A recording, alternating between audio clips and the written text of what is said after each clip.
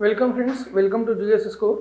My name is Ruchir Kumar and I shall be discussing with you all previous year questions on UPSC GS paper 1 mains examination, and the subject will be geography, right? This first lecture is focused on trend analysis, that what is the trend that UPSC has been following in these years from 2013 up till 2021, that is last year. There has been a continuous shift in the trend of the questions, and there are certain areas which are the thrust areas or the focus areas of UPSC, and the need of the hour is that before planning, before starting with our preparation, we should know that what are the specific areas we should focus upon, so that we can plan our strategy, we can focus our planning, and we can work accordingly for a success in UPSC examination. Today's topic will be trend analysis, that what is the trend that UPSC has been following. Before starting with trend analysis, I will like to explain you all that what is the role of geography in UPSC mains examination. So have a look.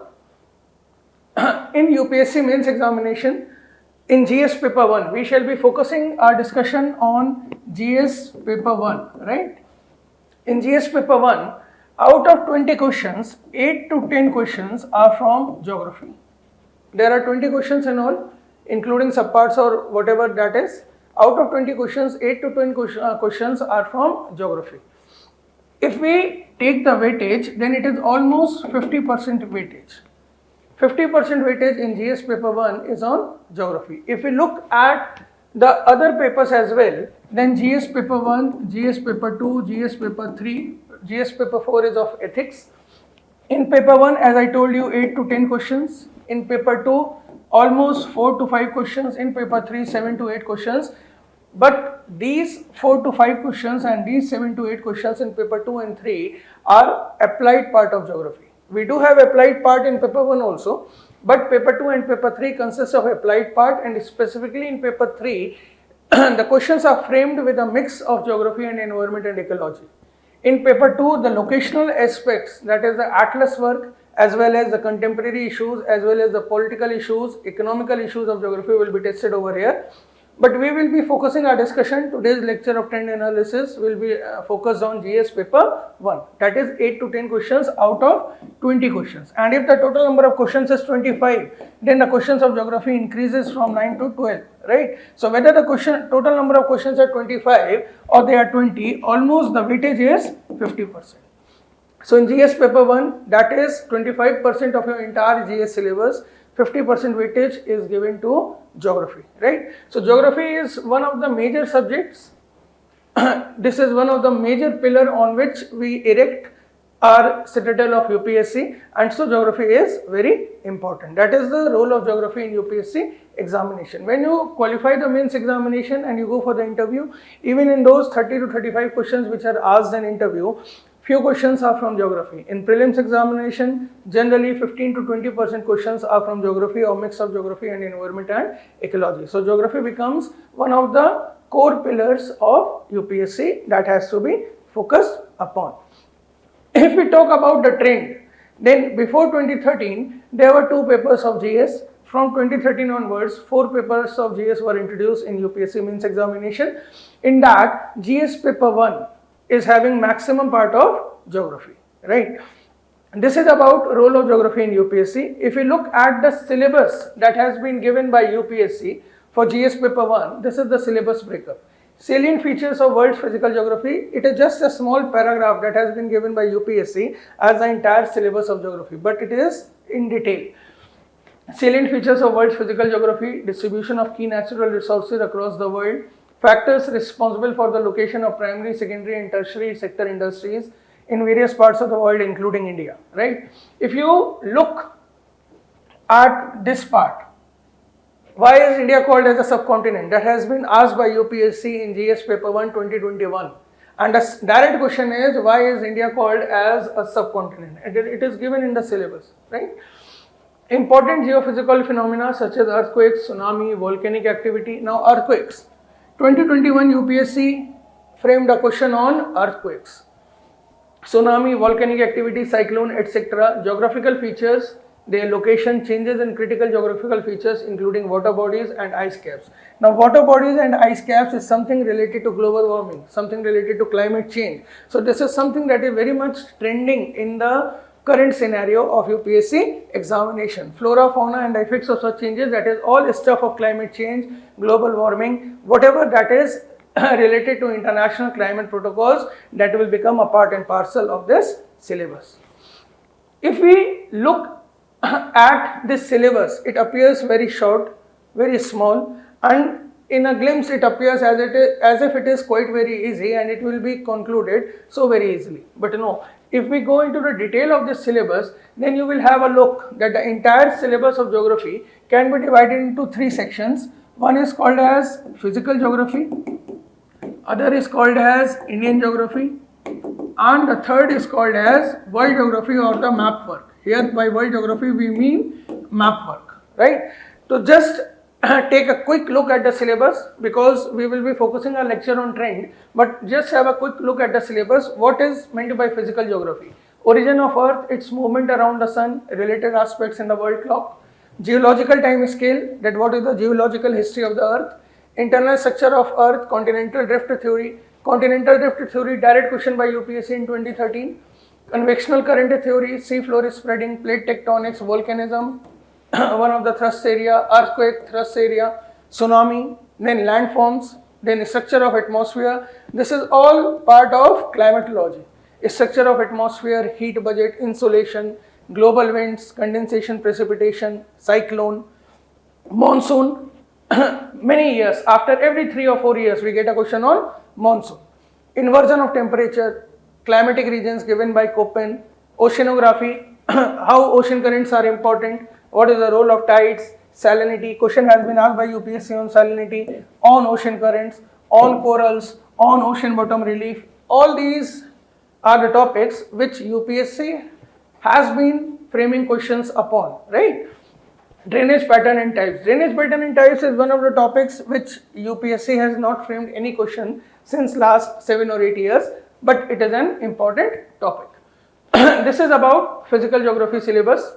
If we look at the syllabus of Indian geography, then the applied part of physical geography over the mainland, over the geographical division of India, over the geography of India, over the boundaries of India, that is part of Indian geography. So the physiographic division of India, the 6 divisions that the India is having: the Great Mountain Wall of the North, the Great Northern Plains of India, the Great Indian Desert, Peninsula Plateau, Western Coastal Ghats and Eastern Coastal Ghats, and the plain area and the islands. These are the 6 divisions. Soils of India, agriculture, again a dynamic topic because still more than 50% of the Indian population is directly or indirectly dependent on Indian agriculture. So agriculture becomes a dynamic as well as a static topic. Transport of India, airways, roadways, railways, waterways, pipeline, related institutions. Vegetation of India. When we use the term agriculture, it is anthropogenic vegetation. When we use simply the term vegetation, we mean natural vegetation. So natural vegetation of India as per NCERT. National parks, biosphere reserve, etc., whatever the protected areas are, every year in prelims, 1 or 2 questions comes up from this particular topic, right? Industries, one of the most important topics of UPSC, and it is a topic which UPSC is picking almost consistently every year. If we talk about last 8 years or last 9 years, then only in 1 or 2 years there had been no question on industries. Otherwise, it is one of the most dynamic topic, most trending topic. Population pyramids, how the population can be explained using pyramids from NCERT only. Census of India, why is it so very important? Population theories, demography, migration. Now population theories will become very important now, because many population theories which were given way back 200, 300 years back are now being related to corona pandemic, right? So it will become important in years to come. Demography and migration. Then North Indian and South Indian DNA. That's a part of Indian geography. Have a look at the world geography, what we need to practice in the map work. All the 7 continents of the world written in order of size: Asia, Africa, North America, South America, Antarctica, Europe and Australia.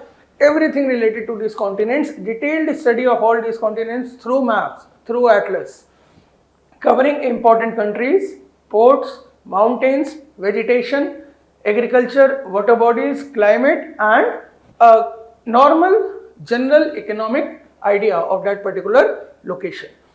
This is the syllabus of geography. But what is exactly happening now? What is exactly happening if we look at the trend? Then in earlier part, before 2013 and even in 2013 and 14, slowly with the year by year, dynamically it is changing. The thrust area of the UPSC, the focus of UPSC was more on static portion. Direct questions used to come up from the core subject matter of geography with some relation to current affairs. Now, from 2013 onwards, or say 1 or 2 years later, what happened? UPSC started mixing static portion with current affairs or contemporary issues. So, current affairs and static portions were mixed together. Again, there is a shift in the trend of UPSC, and now static portion is there, and it appears as if the question is static, but it is applied question. Maximum part of the question, if we leave the exception of 1 or 2 questions, then maximum questions are applied questions. There is a phenomena of geography, yet that phenomenon is applied in the real world. What is the application? What is the implication? What is the after effect? That is now the thrust area of UPSC. UPSC is focusing more on the applied portion. Earlier the focus was on static portion. From 2013 onwards, current affairs was included. Current affairs were there earlier also, but focus on current affairs was increased. Now current affairs is there, and along with that the applied portion. Why this is happening? Because the bureaucrats are reaching. The people, you aspirants are becoming bureaucrats, and when you go for training, then you people are having only the static knowledge. You are lacking the applied information. Now, when a bureaucrat is there, when a district magistrate is there, and he or she has to plan out or take any decision, then he or she must be well versed with the applied knowledge of all those phenomena, whether they are related to geography or economics or any other subject. So, the applied portion is now the thrust area of UPSC. UPSC is focusing more on the application knowledge. Earlier, the core areas, the static areas, the pillars of geography, they were tested. Now the applied part of those basic concepts of geography are tested in UPSC examination. That comes up. Another thing that is related to trend of UPSC, earlier the questions that used to come up were less in number and lengthy questions were there. The word limit of the question, the word limit of the answers was 300 words, 450 words, 600 words. There were questions with less word limit also, but maximum questions were having more word limit. Now what is happening? 100 words, 150 words, 200 words, at max 250 words, that is the limit. Otherwise you will get maximum questions from this frame only. 100 to 200 words, 150 to 250 words, that is the framework. Earlier questions used to come up 30 marker, 60 marker, 20 marker. Now the questions come up 10 marker, 5 marker, 15 marker. Now if a question carries only 10 marks or 5 marks or 15 marks, then you cannot write 300 or 400 or 500 words on that, provided over that you are having question come answer booklet. You are having a limited space to write the answer, right? In that limited space, if the question, demand of the question is 150 words, then at most the space is for 250 words. Or if you will write in a compressed font, then you will be able to fix 300 words. But if your matter is not relevant, then that will invite negative marking. You cannot write extra beyond a certain limit. So the question word limit is 150, you can write 175 or 180, that will be good. But if you are writing 200, 220, 250 or 300 or something like that, and your answer is not proper, then instead of getting good marks for writing more, you will be inviting negative marking, and you will get comparatively less marks. So in that small word limit frame, you need to frame the entire question. right? So there is a change. When the question was 30 mark, 60 marker, 20 marker, then the word limit was 300, 600, 350 and so on. When that was the word limit, then what used to happen?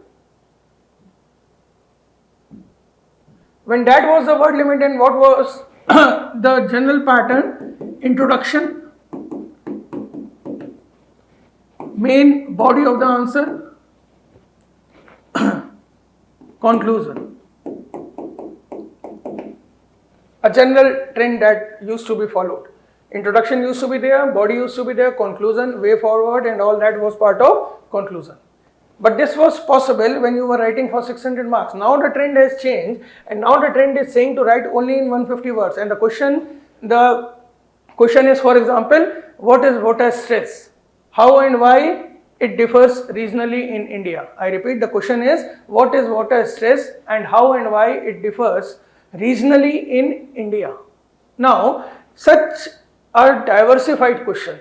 You need to define water stress, you need to explain how as well as why it differs regionally in India.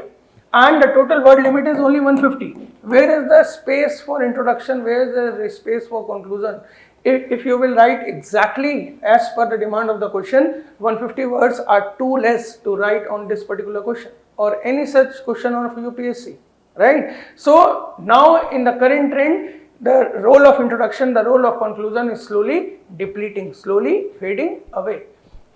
Introduction has to be there, conclusion has to be there, but you cannot write a full-fledged paragraph of introduction and conclusion in following the correct methodology to answer the questions in UPSC nowadays. The current trend has changed. So that has to be kept in mind before answering the questions in UPSC. The syllabus has to be studied thoroughly, and the applied portion of that syllabus must be clear in your brain before answering the questions. Moreover, earlier what was the general trend? Students used to make a proper plan before answering. They used to plan, they used to write the points, and then they used to answer in that manner accordingly. But now, when you have to answer 20 questions, and each question carries 150 to 250 words, and the total time frame is 3 hours, right? So per question you are having almost 8 minutes. Some time will be wasted in other formalities. So per question on an average you are having 8 to 8.5 minutes. In 8 to 8.5 minutes you have to read the question, you have to frame the question, you have to jot down the question. So is there any time for framing work? No. So this framing cannot be carried out. It means you have to practice more and more. Practice what? Practice writing, right? Keep on practicing writing question papers as per the demand of the questions. As more you will practice, better you will be refined and better you will be able to attempt in UPSC, better will be your answers and you will be getting good marks. This is the change in the trend that is now the demand of UPSC. If we look at the framing of the questions, then framing of the questions has to be clear in your brain. Questions need to be answered completely, number one. Answer must be complete in all aspect. There must be a sequencing of thought. A synchronization of thought must be there. Answer must be complete, sequencing, and it must be to the point. In 150 words or 200 words, you are not expected to write here and there. The exact subject matter of the question is the need of the hour, and you will have to do that if you want to secure good marks in your UPSC examination, right? That was a general introduction about the syllabus, about the trend, about the type of, about the questions, about the format of the question and the format of answer writing. Now let us start with the exact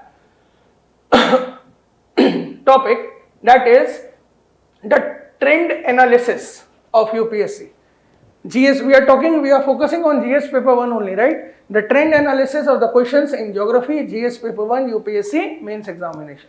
So this table represents the trend analysis, and have a look at this statement. Analysis is for the question based on topics given below only.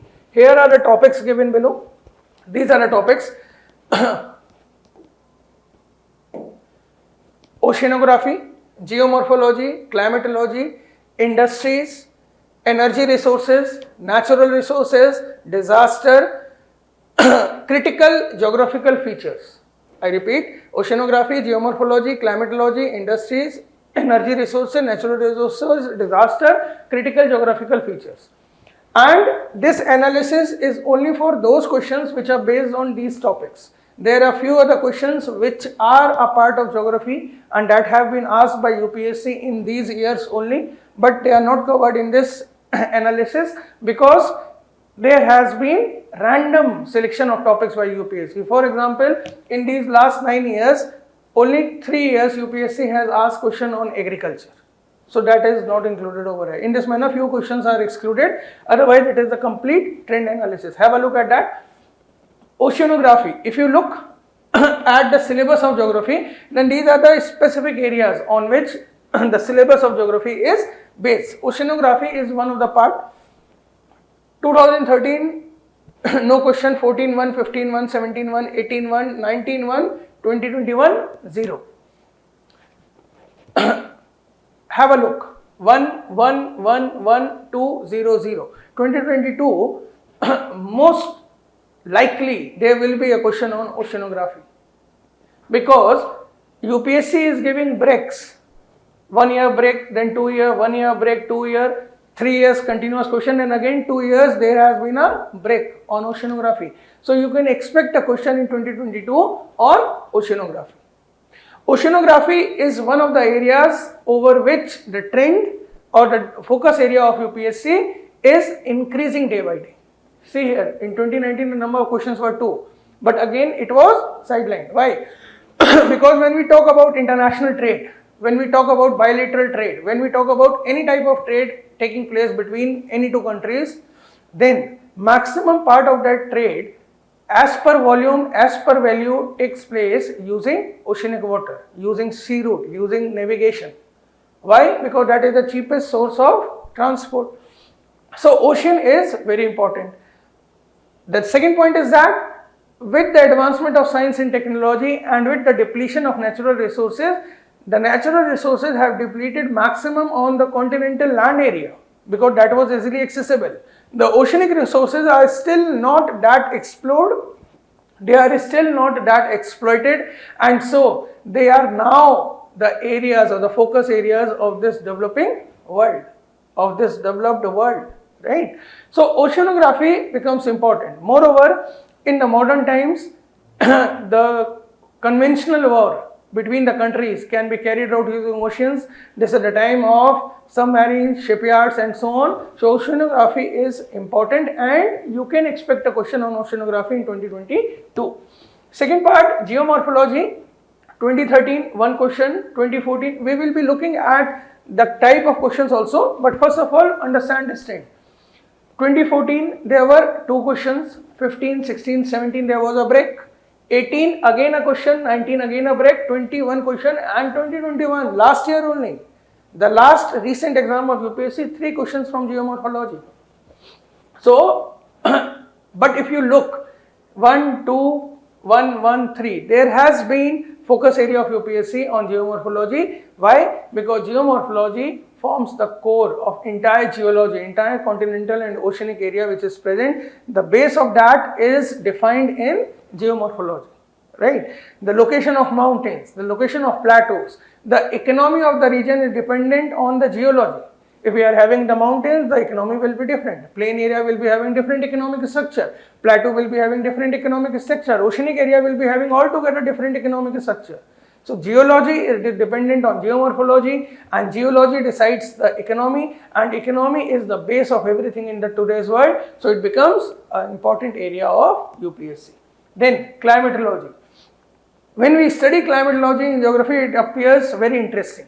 But see, if we look at the questions in GS paper 1, we are talking about UPSC GS paper 1 only. Do remember that.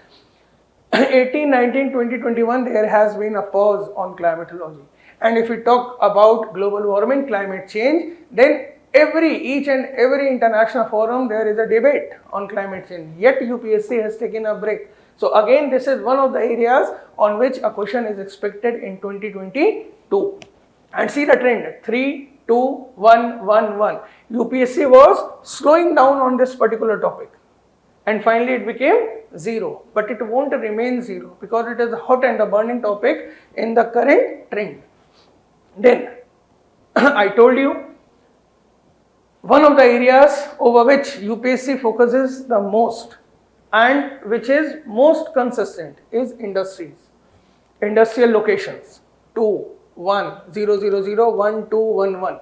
Every year there has been a question on industries except these 3 years, and it shows, since industries is related to secondary sector.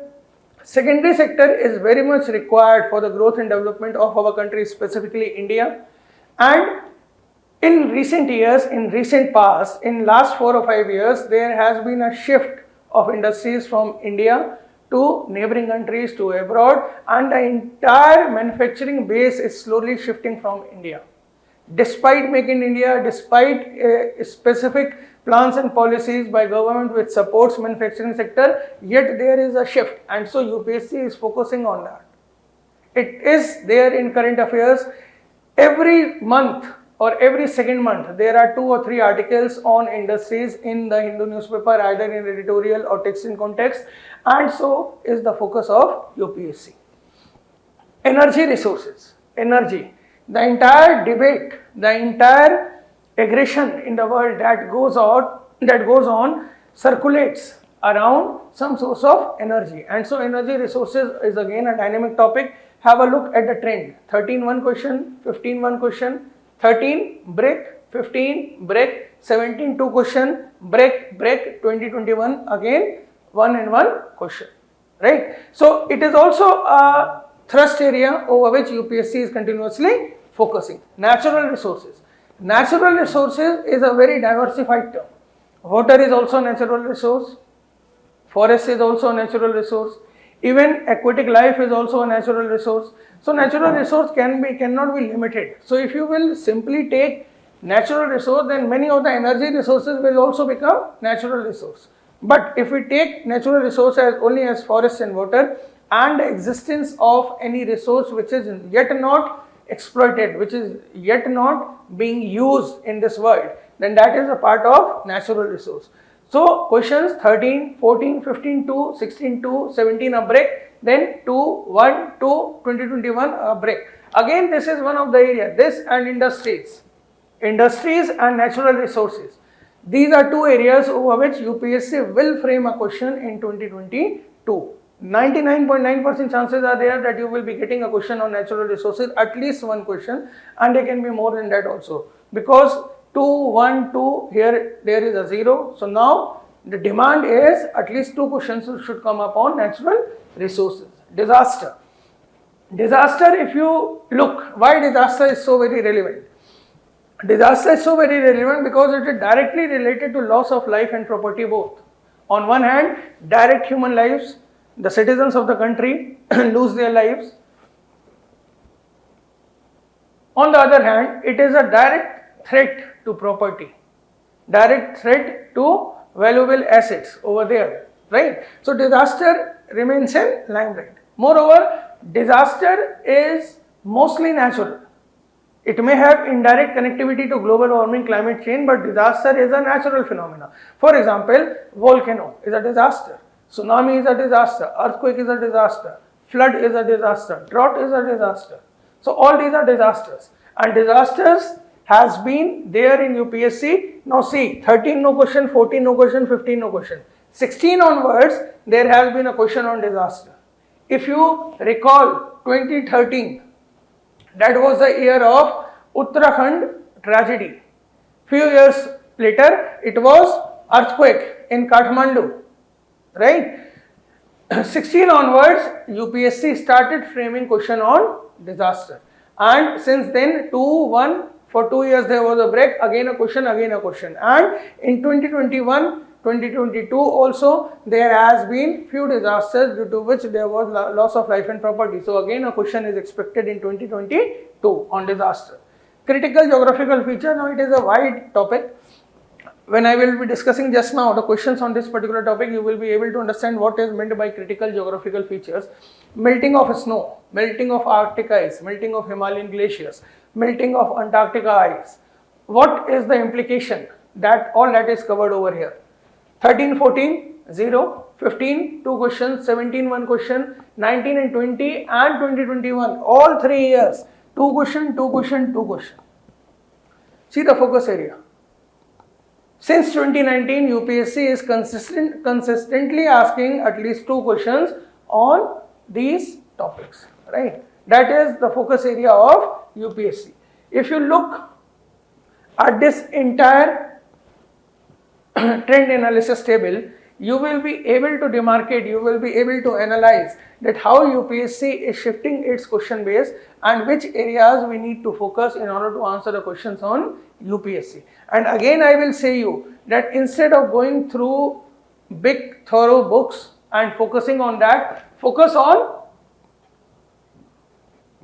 this syllabus of UPSC, which is given by UPSC on UPSC websites. It is available, and directly focus on the topics listed over here. I have just divided this syllabus in a detailed format, and that is physical, Indian geography and world geography. If you will focus on the syllabus of UPSC, you will be able to answer, right? And the demand, the trend, the current scenario is that unless and until you will complete that syllabus which is given by UPSC, you won't be able to answer the questions. See over here, 3 from Geomorphology, 1 from industries, 1 from energy resources, 1 from disaster, and 2 from critical geographical features. This is what is happening. This is the analysis. This is actually what is happening over here. Now have a look at, we will take up all these topics one by one, and we will see how the questions you are seeing here, Oceanography 14.1, 15.1, 17, 18, 19. Now you will be going through, I will be taking up that what is the change in the trend of the question. It is not only that the number of the questions is changing, even the trend is changing. The question that has been asked in 2019 or 2021 is more applied as compared to the question of 2013 or 14. 15 and 16 is not having that applied part which is present in the question of 2020 or 2021. 15, 16, 17 is more focused on static plus current affairs. 13 and 14, it is having more weightage on static portion, and with 2019, 20 and 2021, you are getting more and more shift towards the applied portion. The static portion may or may not be asked, but you need to answer on the applied portion of that particular phenomena of geography over which the question is based. We will be going through that, so we will be seeing that in 14 which question is there, 15 which question is there. We will be continuing with that. So starting with oceanography. Now have a look at the question. Just have a look at the question. Question is of 2014. Critically evaluate the various resources of the oceans which can be harnessed to meet the resource crisis in the world. Basically the question is appearing of natural resources, right? But I have included this in oceanography so that you may analyze the trend, how the questions are shifting in oceanography. 14 question is on oceanic resources. In 2015, explain the factors responsible for the origin of ocean currents, 100% static. How do they influence regional climates, fishing and navigation? If you are aware of the current happenings related to current affairs in last 1 year, then you can make this part as contemporary. Otherwise it is also static, fishing, navigation, all these are related to static portion of current affairs. So 2014, various resources of the oceans which can be harnessed to meet the resource crisis in the which can be harnessed. Question is not asking which are being harnessed. So it is not current, which can be harnessed. It is written in books since last 100 years. Which can be harnessed, 100% static question. All the books of geography are having a chapter on oceanic resources, marine resources. The name of the chapter may be XYZ. But this is the concept that is given in the books and you need to write only that, and the year is 2014. The question comes up in 2015 and the trend changes on the regional climates, on fishing and navigation. If the student, if the aspirant is well versed with the current affairs, he or she will be able to incorporate the impact of El Nino on fishing. he or she will be able to incorporate the impact of ocean currents on navigation, the disturbing impact of ocean currents in navigation that took place in 2015 in Atlantic Ocean, that can be incorporated. Then 2017, account for variations in oceanic salinity. Now see here what is happening. Up till now the question was absolutely on ocean currents, ocean resources direct. Now oceanic salinity and discuss its multi-dimensional effects. Now applied portion coming up. Oceanic salinity, something is static, its multi-dimensional effects.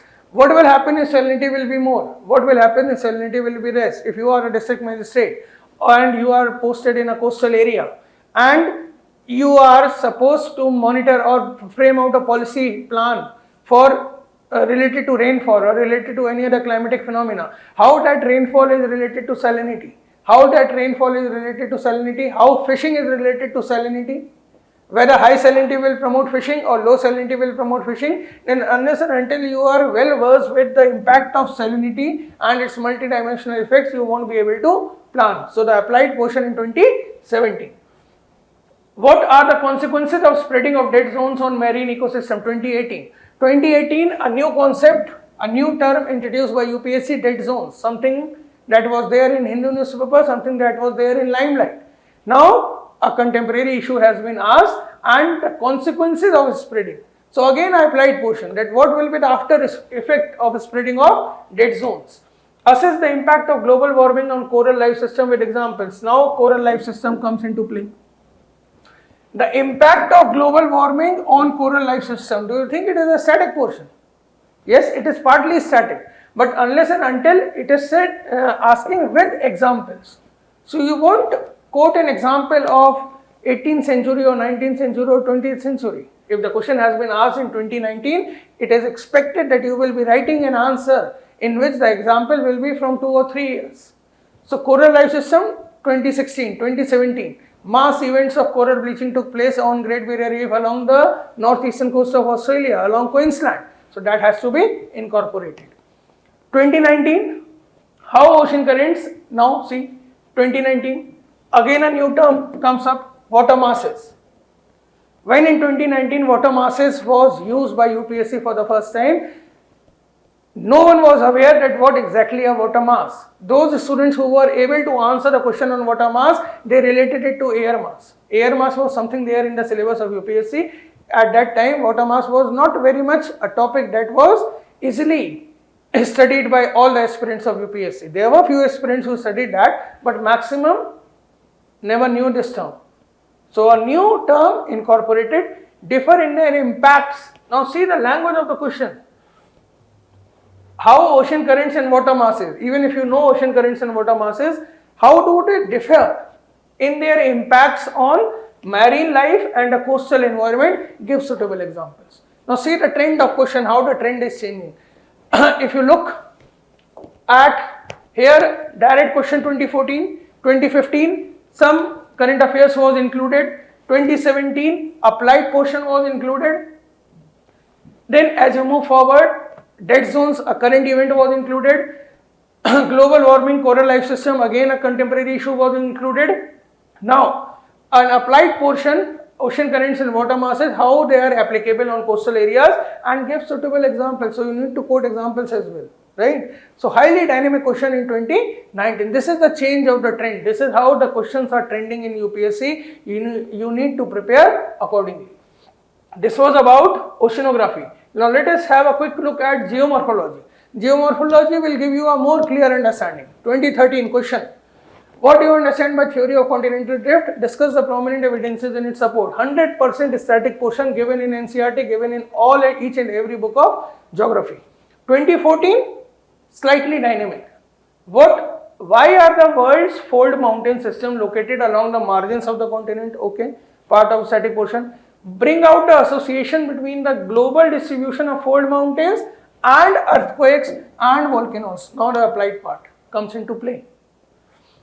You need to relate the location of the fold mountain with earthquakes and volcanoes. If you will not relate it with earthquakes and volcanoes, then you won't be able to complete the answer. And as soon as you will relate, it is the applied part. Why Himalayas are more prone to earthquake? Why Western Ghats are not prone to earthquake? Why do we experience, or Gujarat is highly prone to earthquake? Why Karnataka is not having earthquake? Why always Himalaya is having earthquake? There is some relation to plate tectonics, plate boundaries, so that has been asked over here. Explain the formation of thousands of islands in Indonesian and Philippines archipelagos. Now, static portion. Year is 2014 and it is a static question. So 13 static, 14 some applied part, 14 static. 2018. After 2014 the question comes up in 2018 and see, define mantle plume and explain its role in plate tectonics. After 14 there is a break, 15, 16, 17, not a single question on geomorphology. What will the student plan? UPSC has left geomorphology now. Again in 2018, all of a sudden a dynamic topic, mantle plume. It was something, a new term for the students over there. Those students who belong to geography optional, they knew what was mantle plume. Otherwise for GS, maximum students were unaware. Now this question comes up, mantle plume, the rising limb of the convection shell, hotspot volcanism and its role in plate tectonics. That is the changing trend, 13, 14, 14 and all of a sudden 18. Have a look at 2020, after 2018 and 2020, and then 2021, UPSC gives a surprise. Is it not the trend that again an element of surprise is there? Discuss the geophysical characteristics of circum-Pacific zone, partly dynamic, partly static. Circum-Pacific zone is very much given in each and every books who have written or who are having a chapter incorporated on plate tectonics. So circum-Pacific zone will be clear. That is the convergent plate boundary present over there. 2021, briefly mention the alignment of major mountain ranges of the world and explain their impact on local weather conditions with example. Have a look at the question of 2014. Why are the world's fold mountain system located along the margins of the continents? The question is asking why are the fold mountains located along the margins of the continent in 2014. And in 2021, last year, briefly mention the alignment of major mountain ranges of the world and explain their impact on local weather conditions with example. More or less a repetition of this question is there. But in a more applied format, in a more dynamic format. Here it is asking it to relate to earthquakes and volcanoes. Earthquakes and volcanoes is given in the books. But here the language of the question is saying, explain their impact on local weather conditions. As soon as it comes local weather condition, it is not climatic condition. Weather condition changes every day. Climate is a term that is used for a period of 30 years or more than that. It is asking the impact on local weather conditions.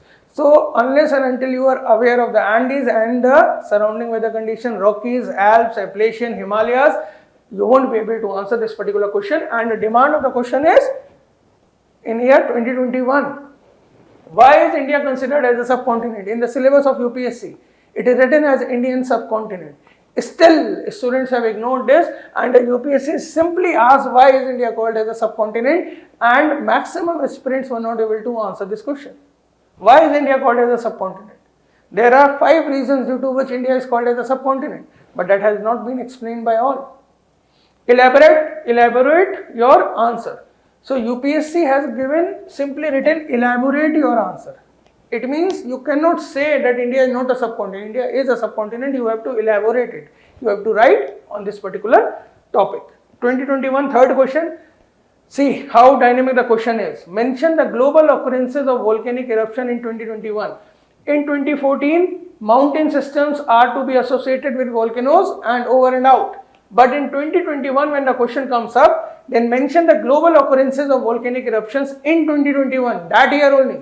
You have to write the examples and their impact on regional environment. So if you are writing about Kilao, you have to write the impact on the regional environment of Kilao. If you are talking about any specific volcano, then you need to write the impact on the regional environment of that particular volcano. It is not static, it is highly dynamic. If your current affairs is not up to the mark, you won't be able to answer this question. And even if you will be able to answer this question, you will not get good marks, 110% dead sure, because it is highly dynamic question. Now see the trend. How the trend has changed? Static, partly static, static. All of a sudden current affairs comes up. 2020, current affairs static. 2021, dynamic, related to syllabus but dynamic, highly dynamic. See the change in the trend of geomorphology is being asked by UPSC, but the trend is changing. You need to focus on this trend. Now it is not the time to go through the books and keep on learning about convergence, divergence, what are the features associated. That is the need of the hour. It is assumed by UPSC that all that is crystal clear. Now come forward, move a step ahead and move to the applied portion. What if you know that? How it will be applied? Tell that. Right? This is about geomorphology. Let's have a look at climatology. Now there have been less questions on climatology. I told you since last 4 years not a single question on climatology, but try to understand the trend. In 2013, a direct question on the concept of heat island. No doubt in 2013 the concept of heat island was something new, but still bring out the causes for the formation of heat islands in urban habitat of the world. Question is quite clear from the language only. If the question could have been bring out the causes for the formation of heat islands, full stop, then it was tricky, but it has already given a hint in the urban habitat of the world, so it was not that difficult. In 2013 only you get a question, what do you understand by the phenomena of temperature inversion in meteorology? How does it affect weather and habitats of the place? Static portion given in books. The recent cyclone on east coast of India was called Felin. How are the tropical cyclones named across the world? Naming of tropical cyclone. It was a new phenomena at that time, but it was given in books. Those who have studied, they were able to answer that. 2014. Most of the unusual climatic happenings are explained as an outcome of the El Nino effect. Do you agree? Now see, as 2014 comes up, there is something dynamic. El Nino, and it is asking your viewpoint. So it becomes slightly dynamic. As soon as it becomes dynamic, you will be supposed to write more on contemporary issues, more examples from the current past that will be incorporated over here. 2014 only, tropical cyclones are largely confined to South China Sea, Bay of Bengal and Gulf of Mexico. Why? Now if you have given a detailed study of tropical cyclone, then you must be knowing the impact of ITCZ and you will be able to answer this particular question, right? Then in 2015, how far do you agree that the behavior of the Indian monsoon has been changing due to humanizing landscape? And there is a question in 2017. Have a look at these two questions. Have a look at this question of 2015 and have a look at this question of 2017. Both the questions are on monsoon. 2015, it is asking you simply, how far do you agree that the behavior of the Indian monsoon has been changing due to humanizing landscapes? How anthropogenic factors and the occupation of the land by the human beings is changing the behavior of monsoon. And 2017, again a question of monsoon, but it is asking what characteristics can be assigned to monsoon climate that succeeds in feeding more than 50% of the world population residing in monsoon Asia. Here a term is monsoon Asia, so you are expected to define monsoon Asia as well and the characteristics of monsoon related to agriculture. So this question is also on monsoon, this question is also on monsoon, but the total impact is changing. 2016, discuss the concept of air mass and explain its role in macro climatic changes. Now, if you will look at all these questions of climatology, here heat island, it was current at that time, but now it is static. A static question. Related to Felin was a tropical cyclone, but the question is static. Climatic happenings, partly dynamic. Tropical cyclone, again static. Indian monsoon, more or less, monsoon is a topic over which UPSC asks questions every few years, right? Concept of air mass is static. 2017, concept of monsoon, mostly static, only some dynamism is there. In 2017, after 2017, 18, 19, 20, 21, there has been a gap. or question on climatology. Now what do you expect? Whatever question that will come up in the coming year or in the years to come, those questions on climatology will be based on current affairs and they will be highly based on applied portion. They will be highly dynamic, highly applied. It may happen, UPSC is always having an element of surprise, but the chances of a question coming up from the static portion on climatology will be very less. That is about climatology. Have a look at industries question trend. On the trend of the question on industries, have a look. Do you agree that there is growing trend of opening new sugar mills in southern states of India, discussed with justification? Now, I am having a very clear understanding on this particular topic that if you need to answer the question on industries, then you need to follow NCERT books of class 10th very seriously. Class 9th, 10th, 11th and 12th, these 4 NCERT books, total NCERT books will be 6. These 4 standards NCERT books, 9th, 10th, 11th and 12th, in which the maximum focus on industries is given in class 10th and 12th books. So in class 10th NCERT and class 12th, there are 2 NCERT books. If you are following these 3 NCERT books, you will be able to answer the question on industries. Otherwise, whenever you will be going for the mains examination and the question on industries comes up, it will be like a surprising event for you. Because there are n number of industries. For how many industries will you prepare? You can't prepare for each and every industry. But if you look at the trend of UPSC has always asked a question on only that industry which is having some mentioning in NCERT books. So have a look at the trend of the question. Do you agree that there is growing trend of opening new sugar mills in southern states of India? Discuss with justification. Sugar mills were shifting from North India to South India, from UP. There was a clear-cut shift in the sugar mills from Uttar Pradesh towards Maharashtra region. So question was framed on that particular topic. 2013 only analyze the factors for the highly decentralized cotton textile industry in India. Given in NCERT book class 10, chapter on industry. It is given over there. Question from there. Account for the change in the special pattern of iron and steel industry in the world. Why the iron and steel industry? The pattern, the special pattern is changing. Question comes up in 2014. Again given in class 10th NCERT. What is the significance of industrial corridors in India? Identify industrial corridors, explain their main characteristics, 2018. After 2014, the question comes up in 2018, again from NCERT. Industrial corridors was something new. It was new industrial corridors were announced in 2017 only and the question was framed in 2018. But industrial corridors are given in NCERT books also. Class 12th NCERT, it is given over there. Discuss the factors for the localization of agro-based food processing industries of Northwest India. Now 2019 question comes up, it becomes slightly dynamic. Agro-based food processing industries, why they are localized in Northwest India? Then you need to enlist all the factors and write accordingly. So the question has become slightly dynamic. Can the strategy of regional resource-based manufacturing help in promoting employment in India? 100% current affairs-based question. Or it is the applied part. If you know about the industries, if you know about the regional resource-based manufacturing, then whether will it help in generating employment or not? You need to answer that. Again, it is applied portion, dynamic, contemporary issue and applied part. 2020, account for the present location of iron and steel industries away from the source of raw material by giving examples.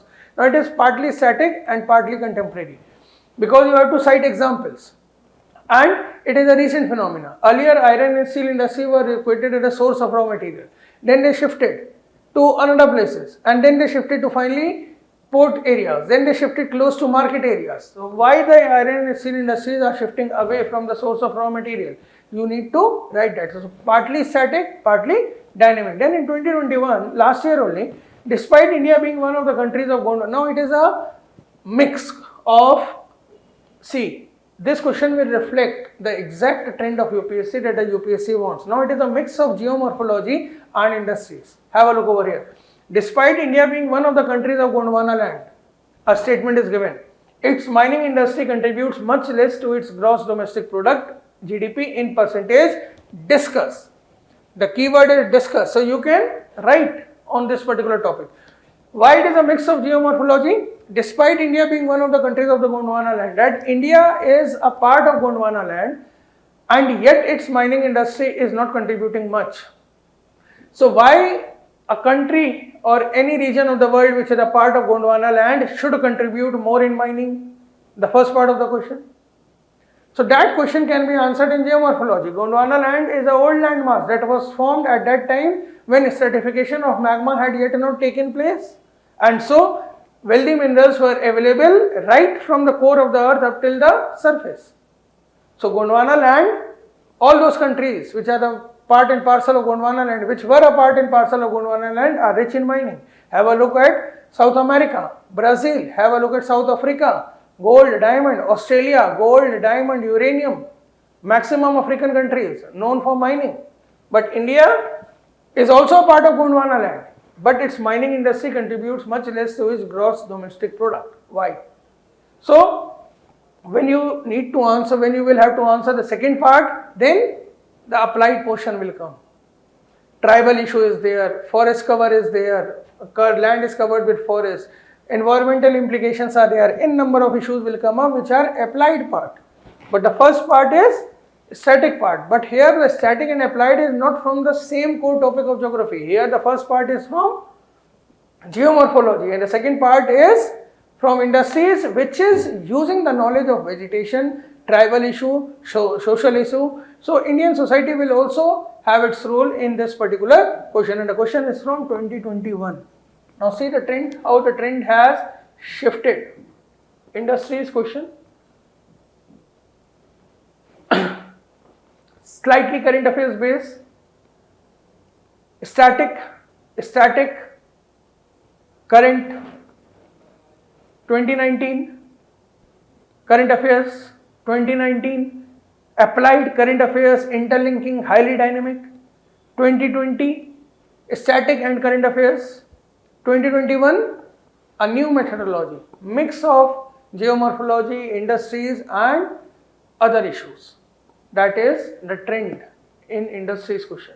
Have a look at next topic, that is energy resources. If you look at energy resources, with growing scarcity of fossil fuels, the atomic energy is gaining more and more significance in India. Discuss the availability of raw material required for the generation of atomic energy in India and the world. The question was partly based on current affairs and partly on static portion. Growing scarcity of fossil fuels, well-known current affairs topic. Atomic energy is gaining more and more significance in India, again a contemporary issue. Discuss the availability of raw material required for generation of atomic energy in India and the world. This is static portion because it is given in books over there. That was asked in 2013. After a gap of 1 year in 2015, see the question. What are the economic significances of discovery of oil in Arctic Sea and its possible environmental consequences? Highly dynamic, highly current affairs based question. Oil discovered in Arctic, what will be the environmental consequences? So it will be applied portion. If oil is explored, the region is affected by XYZ types of pollution, and there are such and such pros and cons. Everyone knows that. That has to be applied over Arctic region. That is in 2015. Again with a gap of 1 year, petroleum refineries are not necessarily located near to crude oil producing areas, particularly in many of the developing countries. Explain its implications. Now if you know about petroleum refinery, that it is neither a weight gaining nor a weight losing industry, then you will be able to answer the question. If you know about the implication, then you will be able to answer the question. So it is partly static, partly current affairs based in 2017. In 2017 only, we get another question. In spite of adverse environmental impact, coal mining is still inevitable for development. Now it is testing your knowledge that Indian power sector is dependent on coal, Indian manufacturing sector, secondary sector is dependent on coal. So that is being tested over here. So it is having static as well as dynamic portion. 2020, India has, have a look at the energy resources.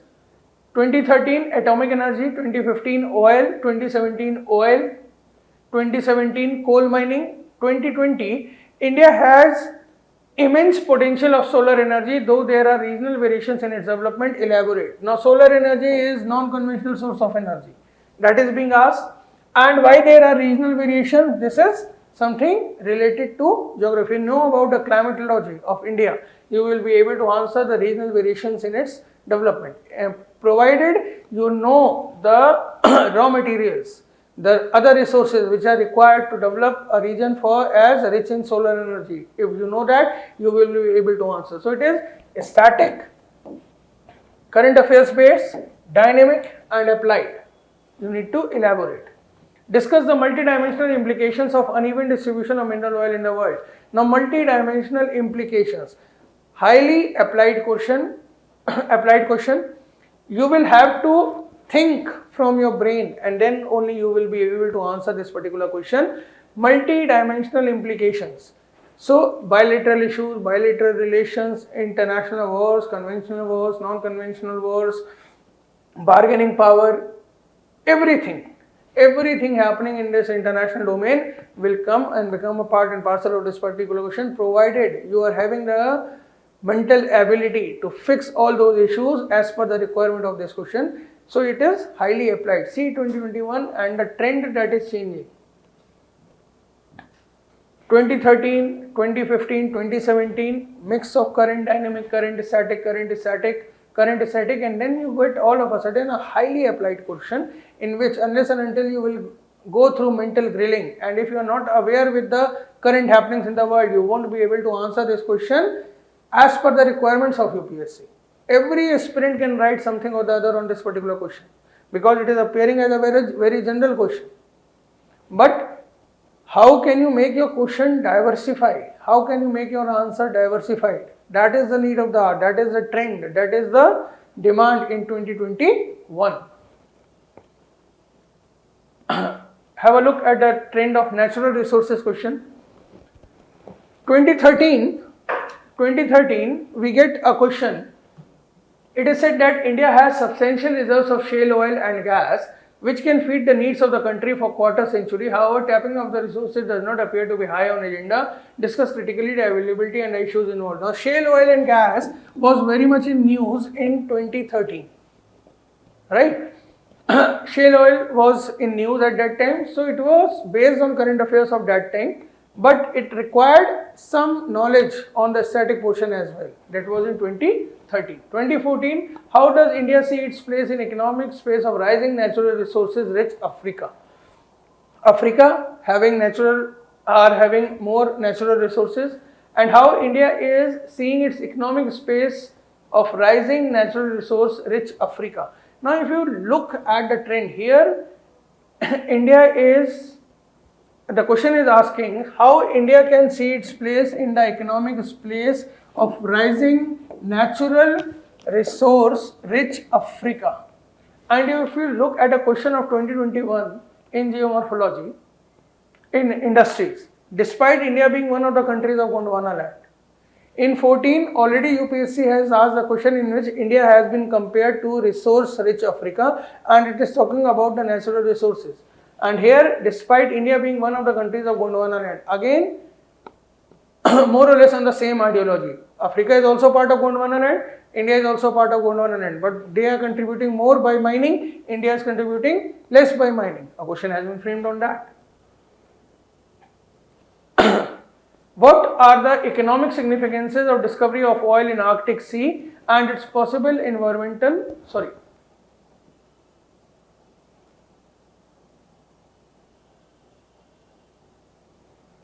discovery of oil in Arctic Sea and its possible environmental consequences? That has been asked in 2015. 2015, in natural resources, we will be covering all those things which are considered as a resource, whether it is water, forest or oil.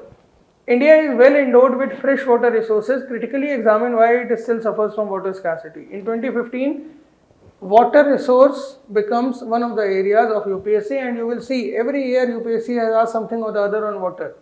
It may not be a part of natural resource, but we will see that. India is well endowed with fresh water resources. So India is having fresh water resources. You need to exemplify that.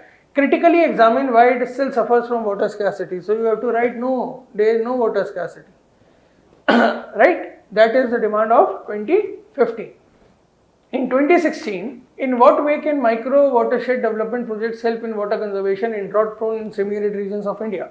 Now again water conservation is there, but you need to explain as per micro watershed development. Earlier it was only freshwater resources and the question was asking on water scarcity.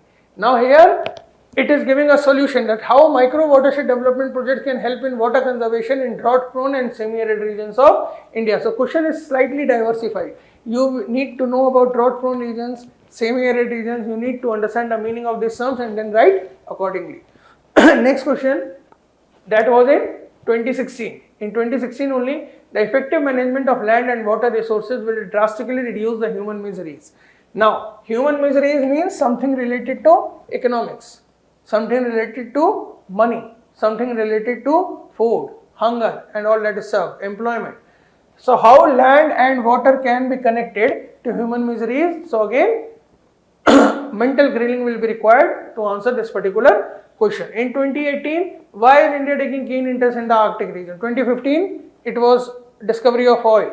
2018, again the question comes up, why India is taking keen interest in the Arctic region. 2018, the ideal solution of depleting groundwater resources in India is water harvesting system. How can it be made effective in urban areas? Have a look. Here, water scarcity is being asked by UPSC in 2015. Then 2016, again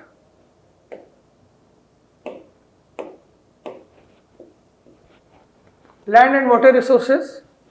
2016 only micro watershed development project has been asked. 2017 and 18 not on that topic. 2018 again a question comes up on depleting groundwater resources in India, and again water harvesting has been asked. Here also it was micro watershed development project, which is also water harvesting system only. That is for water conservation. Water harvesting is not written in the language of the question, but this is water harvesting only. Here again water harvesting system is there. How can it be made effective in urban areas? Now it is specifically asking for urban areas. Here micro watershed development projects can help in water conservation in drought prone and semi-arid regions. Here urban areas is not there. The only thing is drought prone and semi-arid regions. So it may be urban, it may be rural, it may be agricultural land, it may be non-agricultural land. But here the question is asking to focus on urban areas in 2018. So topic is more or less same. The language is changing, the dynamism is changing, and it is getting more applied and more specific. The language of the question is getting more specific. Here it was slightly vague. There was more scope. Here the scope is reducing. So UPSC is restricting. The question is appearing more diversified, but it is restricting you also on one hand. Now have a look at other questions. 2019. What is 2018? Depleting groundwater resources, water harvesting system, how can it be made effective? 2019, very next year, again, what is water stress? How and why does it differ regionally in India? Water stress, you need to define that. How and why does it differ regionally in India? You need to write on that particular matter, that how it differs and why it differs. So why? Availability of water or lack of water conservation mechanism.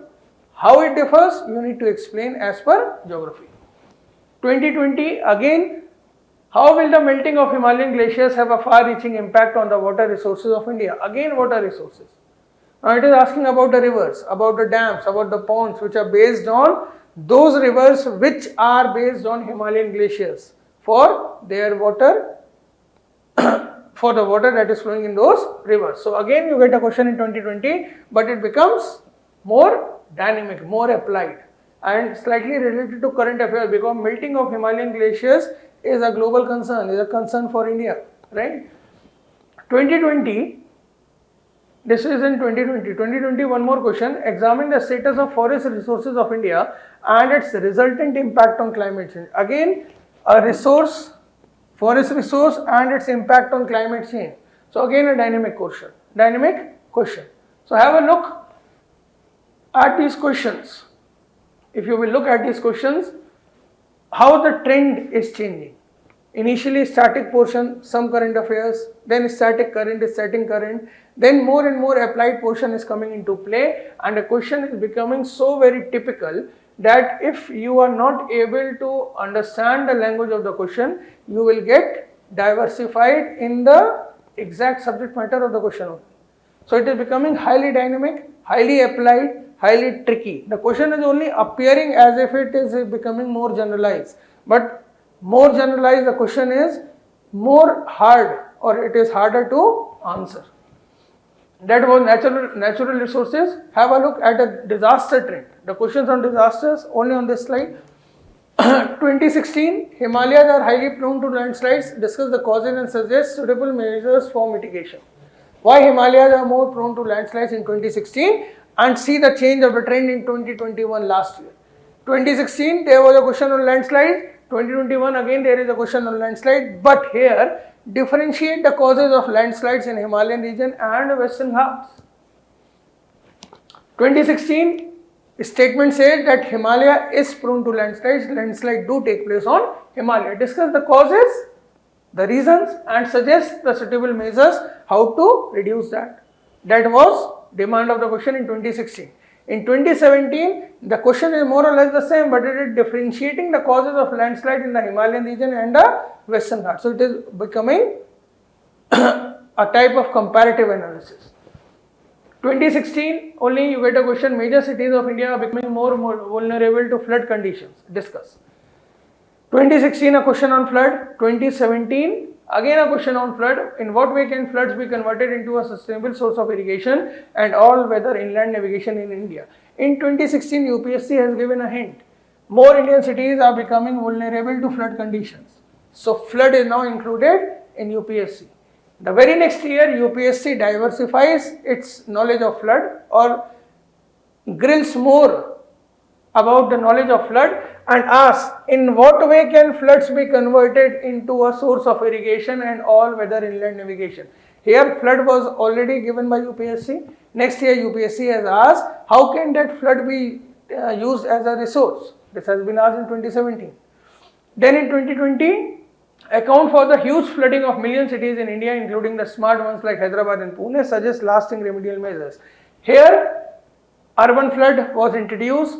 Here it was asked, how can flood be used as a resource? Here name of two cities are specified and both are South Indian cities, Hyderabad and Pune. What was the problem over there? And this year in 2020, both these cities were having huge flood conditions and there was loss of life and property. Suggest lasting remedial measures of urban flood, that has been asked. This 2021 we have already discussed. See the change in the trend on the questions on disaster, and disaster is something that is in limelight. 16, 17, 20, 21, right? Even this year disaster has taken place. So in 2022 also you can expect a question on disaster.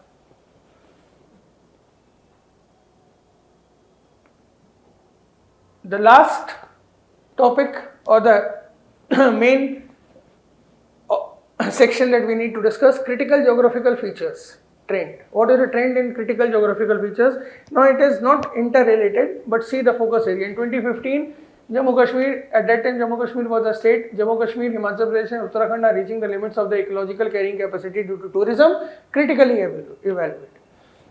So the statement is saying that tourism is very high in these states and it is beyond the carrying capacity, but you need to criticize the statement. That is in 2015. In 2015 only, Mumbai, Delhi and Kolkata, three cities are given, and the question is based on pollution of these cities. Why Delhi is having more pollution in comparison to Kolkata and Mumbai? So it is a question that is testing your knowledge of climatology, maritime continental effect, the local parameters which are affecting pollution in Delhi, Kolkata and Mumbai. All that knowledge comes to limelight, but it is based on pollution. It is also based on related to environment and ecology.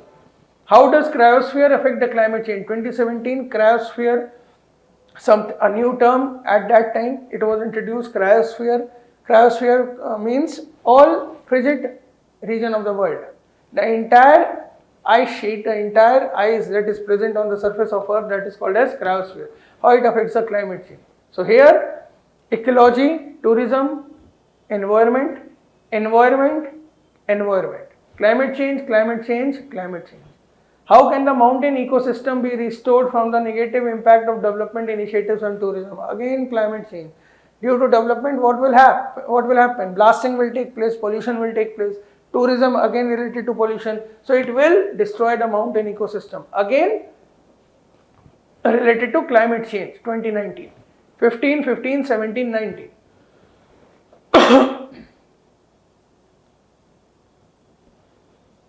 Discuss the causes of depletion of mangroves and explain their importance in maintaining coastal ecology. Now the question is on coastal ecology. And causes of depletion of mangroves, again pollution. Water pollution, air pollution, sea level rise, melting of snow, that is again tested over here, 2019.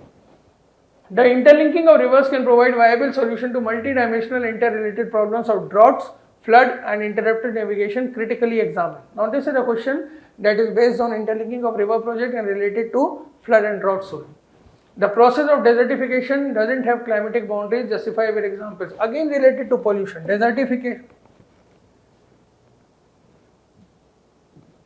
desertification and that too without climatic boundaries is related to pollution, anthropogenic impact, right? So again related to pollution. What are the environmental implications of reclamation of water bodies into urban land use? Explain with examples.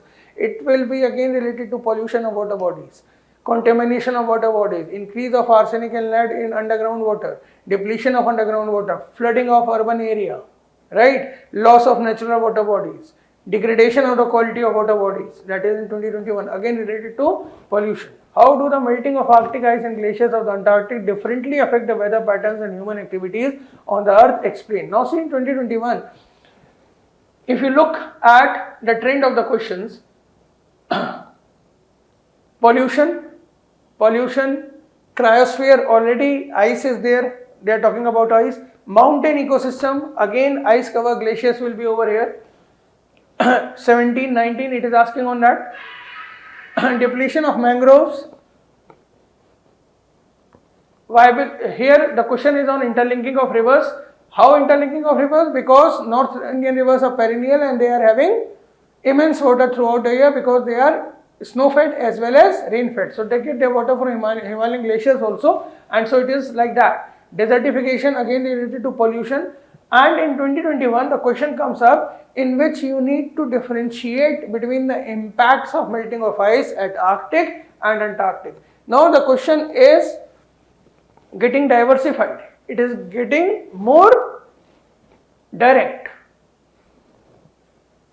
Throughout the years there have been questions on melting of ice, cryosphere, climate change, pollution, water pollution, each and everything is happening. Now it is there in the mind of each and everyone that something related to climate change is happening, but now UPSC has asked altogether a different question. That Arctic ice is melting, we know that. Global warming is causing Antarctica ice also to melt. Now differentiate between the impact of Arctic ice melting and Antarctic ice melting. That is 2021. So you cannot say that exactly the theme is same, the theme is changing, the pattern is changing, the trend is changing. That you need to understand. Up till 2020 it was focused specifically on pollution. In 2021 we again get altogether a different type of pattern in which everyone knows that the global ice is melting, all the glaciers are depleting. So the question may come up, what is the impact on XYZ factor? But here the UPSC asks altogether a different question, that how do the melting of Arctic ice and the glaciers of Antarctic differently affect the weather patterns. So you need to differentiate between the impact by melting of Arctic ice and impact by melting of Antarctic glacier. This is the trend, this is the changing trend that you need to understand and you need to focus accordingly, right? These are the critical geographical features. And coming back to a table of analysis. So this table will help you out, and this entire analysis will help you to frame out, plan out your strategy for preparation of UPSC. If the paper remains so very dynamic, then how will you be able to answer. This was about the trend analysis, the trend that the UPSC has been following in UPSC GS paper 1 section of geography. This was the trend by which you will get an idea about the changing trend of UPSC from 2013 up till 2021 and how year by year the thrust area, the effect area of UPSC is changing. Now the second part of the lecture which comes up, that what should be the approach which should be followed if the paper is becoming so very dynamic, so very applied. It is testing the static knowledge as well, and it is grilling your mind as well, that out of your own mind or own brain you have to interrelate the things and answer the question. Then how to make your mind so developed, how to make your mind so profound that you are able to answer such questions. For that you need to base your entire preparation strategy based on certain things which cannot be ignored. So if we talk about geography only, then how to approach this paper, how to approach the answer writing in the topic of geography. For that you need to understand the trend of the question which you have understood. I explained you earlier also that introduction, conclusion is not required. The exact body of the question should be there and the exact answer of the question that has been asked should be given, right? You need to follow certain sources and which are must in order to answer the questions in UPSC. For that you need to follow NCERT books. We all know that all NCERT books class 6 to 12 need to be followed for your UPSC examination. Apart from that, since we know that the paper is becoming dynamic, we need to follow certain sources of current affairs, and the sources of current affairs that you need to follow is The Hindu, Yojana, Kurukshetra, a magazine,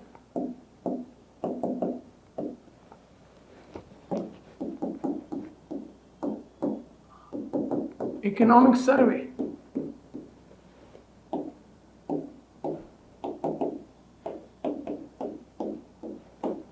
India Yearbook,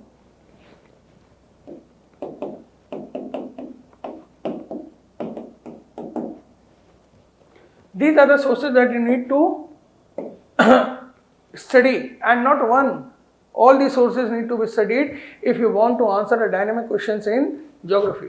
The Hindu newspaper you need to study on daily basis. You need to go through the Hindu newspaper, prepare the notes on a separate sheet of separate notebook for everyday newspaper. A single side of the paper, A4 size, single side of the paper will be sufficient to compress the news of one day Hindu newspaper. If you want to do analysis of the news, then it may take 2 or 3 pages, otherwise single sides will be sufficient if you simply need to jot down the news. Yojana magazine by Government of India, Kurukshetra magazine by Government of India. Every month we get one Yojana, one Kurukshetra that needs to be followed completely. Yojana is having repetition of articles, you can leave 1 or 2 articles. Kurukshetra, in Kurukshetra you can leave the data, but the analytical portion of the Kurukshetra need to be covered. Magazine, one monthly magazine, any magazine which is available in the market. We are not talking about Yojana and Kurukshetra. Apart from that, any monthly magazine which is available in the market needs to be followed. That magazine may be Wizard, that magazine may be Chronicle, that may be Pratyogita Darpan, that may be any XYZ magazine, whichever you feel like as good. That needs to be followed. Economic survey comes up just before the presentation of budget every year. That economic survey has to be followed.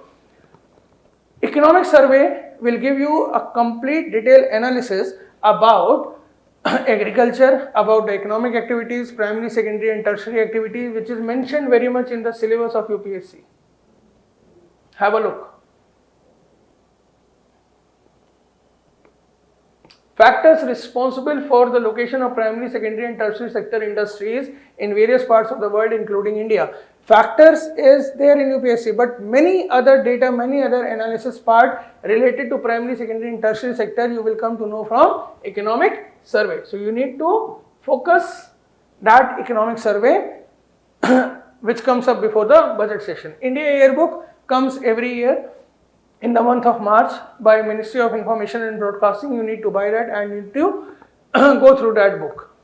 Geography and You and Down to Earth, these are two magazines which are focused on geography only. So any one of these magazines will be sufficient. They cover all the contemporary and new topics, like the questions which are coming up on glaciers melting, questions which are coming up on forest cover, forest resources, they all will be covered. Desertification, the question had come on desertification, that will be covered up in these magazines, Geography and You and Down to Earth, but both are not required. Any one of these sources will be sufficient to follow it. So NCERT books are a must.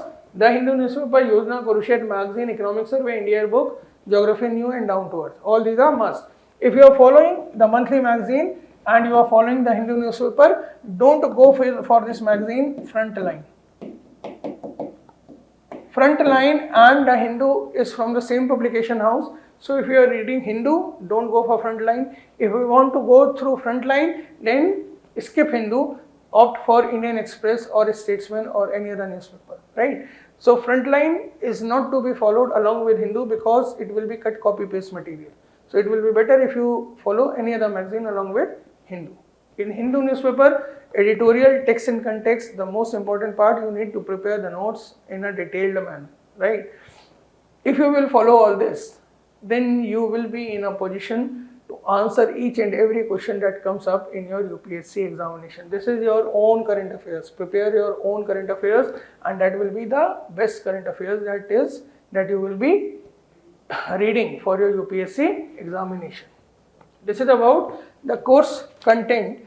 Interlinking of static content and contemporary issues has to be crystal clear in your brain. Whenever you prepare any static portion, then relate it with the current affairs. Google that point and search for that on internet. You will get n number of news related to that particular static portion. Do follow that. That will help you out in understanding that how the phenomena which are given in the books are actually applied in the real world, and that will help you to answer these particular questions. The next part that you need to follow is that work on diversity. As soon as you get your question, and a question comes up in your mind, and a question is there in your mind, then the biggest blunder that aspirants do is bifurcate the questions and make this question that this question belongs to geography, this question belongs to history, this to economics, this to so and so subject. Don't do that. As soon as you get a question, start diversifying. That your mind will say that this question belongs to geography, but can we include any political angle in that? Can we include any economical angle in that? Can we include any historical angle in that? Can we include any social angle in that?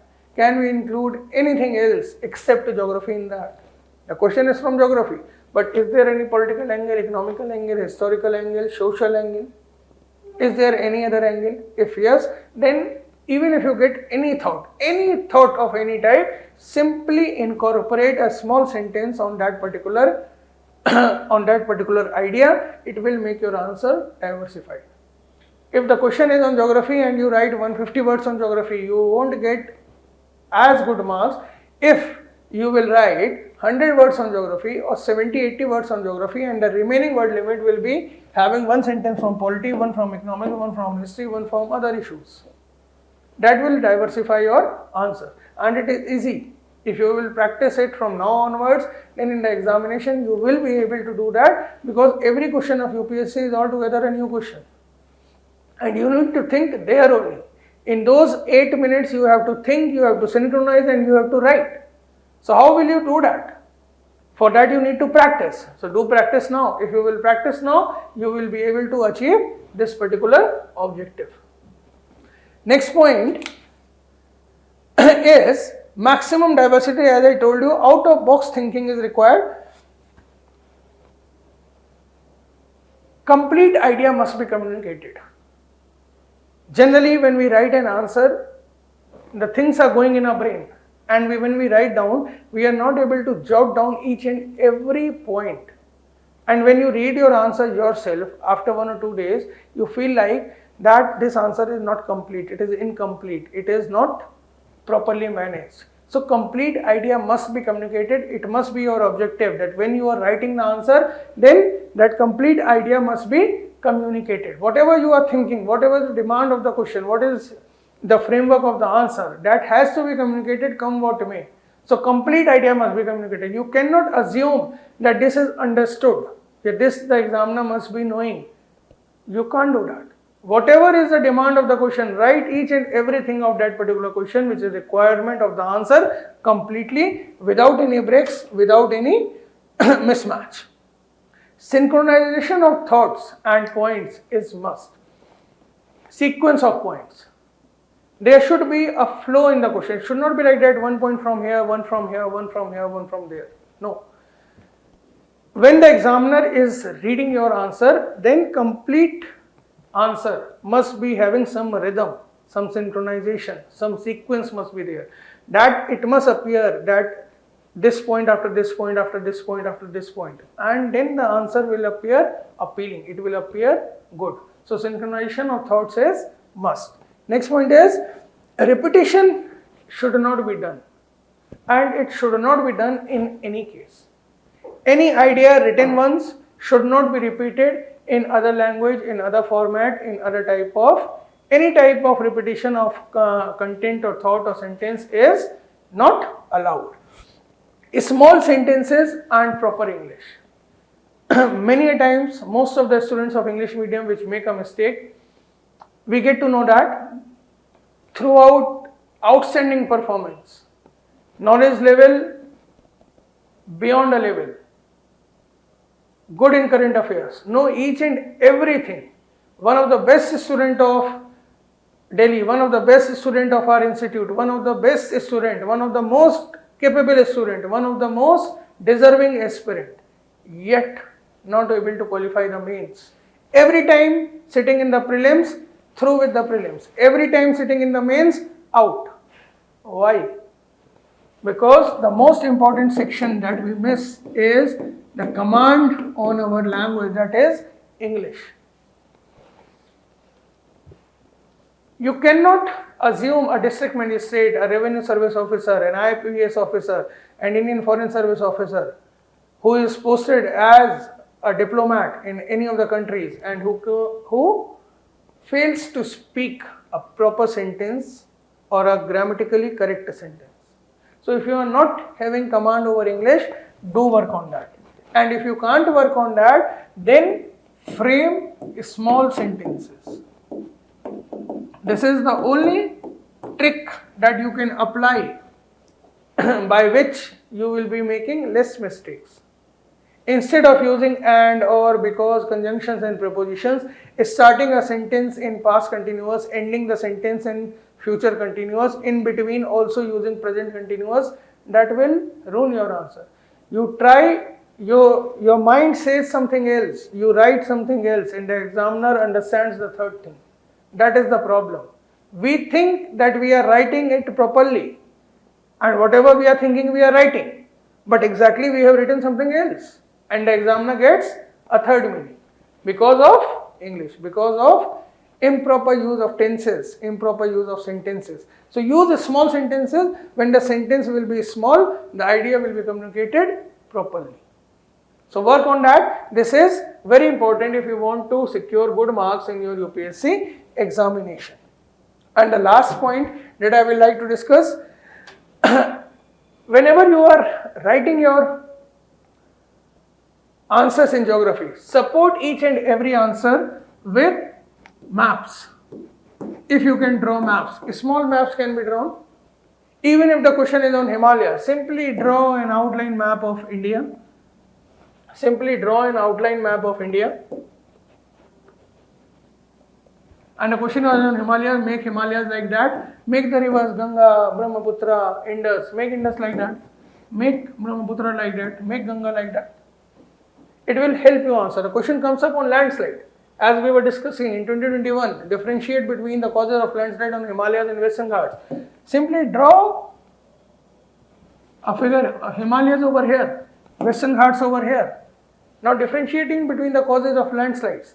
Himalaya, it is affected by plate tectonics. So draw the plate boundary over here. Mark this as plate boundary between Indian plate and Eurasian plate. Mark it. So region is tectonically active. This region is affected by jet stream. So it is having western disturbances. It is affected by monsoon. So rainfall also. Snowfall also, rainfall also. Here only rainfall. Whatever point you are writing, try to substantiate your answer with proper maps. Maps, diagrams. Try using diagrams if possible. If nothing is possible, there is no time for map, no time for diagrams, then simply complete your answers, question paper first, and at the last of examination, if you get 2, 3 or 4 or 5 minutes, try putting in some map or diagrams in each and every question, at least of geography. If you are not able to incorporate any map, any diagram, then make flowcharts. Make a flowchart. Even if it is not required, draw a big circle like that, write something, write a flowchart, a big circle over here, make an arrow, or put a box over here, like the result as. Try to use this graphical things in your answers. They will help you in two manners. A graphical representation is always more clear. Secondly, anything written in graphical representation is not counted in the word limit. So many times the question is of 150 words, but you cannot communicate your idea in less than 300 words. And if you will write 300 words, 110% you will get negative marking.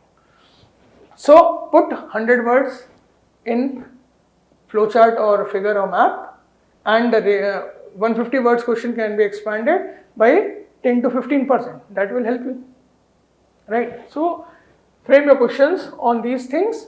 That is then last thing that I would like to discuss is discuss, describe, define,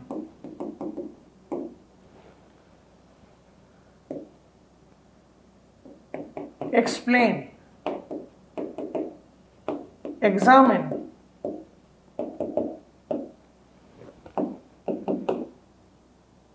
elucidate, elaborate,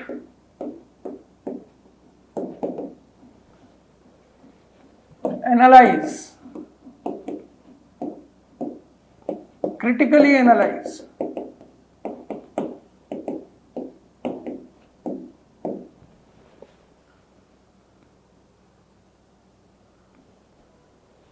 are these all same? Or do we have a difference? Is explain and examine same? Is define and describe same? If the question, the keyword is discuss and the other question is having the keyword as defined, is it one and the same? Is analyze and discuss the same thing? Elucidate and elaborate, is it the same thing? Is explain and examine the same thing? No, they are having a difference. I need to understand the difference between these keywords. If you are not having a clear understanding, it is beyond the scope of this lecture to explain all these keywords, but yet I will like to take this particular word over here, critical analysis or critically analyze. Most of the people make a mistake over here because generally a statement which is a universal truth is given and then UPSC writes critically analyze. In 99% of the cases, a statement which is acceptable to everyone, which is generally considered as correct, that is written, and so we get a mind frame, yes, it is correct, and then we start writing without focusing on critically analyze. If it is written as critically analyze, then critically simply ask you to negate the statement, to write against the statement, no matter whether the statement is affirmative or negative. That is not required. What is required? Critically analyze that particular statement. You have to give your analysis, but on a critical note, right? So critically examine or critical analysis has to be very clear in your minds. Just follow this theme and focus on the trend that we have discussed, and we shall be discussing each and every theme. We have divided the entire syllabus of geography into few themes. We shall be discussing those themes, and then we shall be discussing each and every question that has been asked by UPSC in last 6 or 7 years in GS paper 1 geography, right? Thank you. That's all for this particular lecture.